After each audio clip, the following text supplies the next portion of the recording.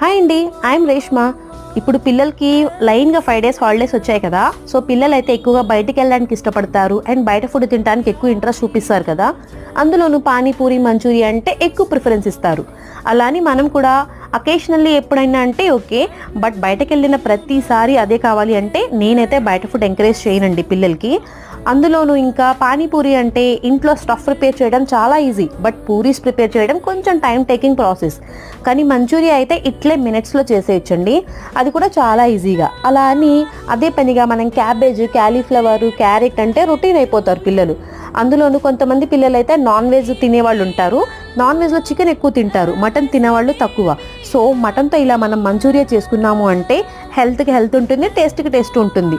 పిల్లలకి మటన్తో చేస్తున్నామన్న ఫీలింగ్ కూడా రాదనమాట. ఇందులో మనం కొంచెం soya sauce and red chilli sauce add చేసామంటే టేస్ట్ అయితే చాలా బాగుంటుంది. నచ్చితే లైక్ చేయండి.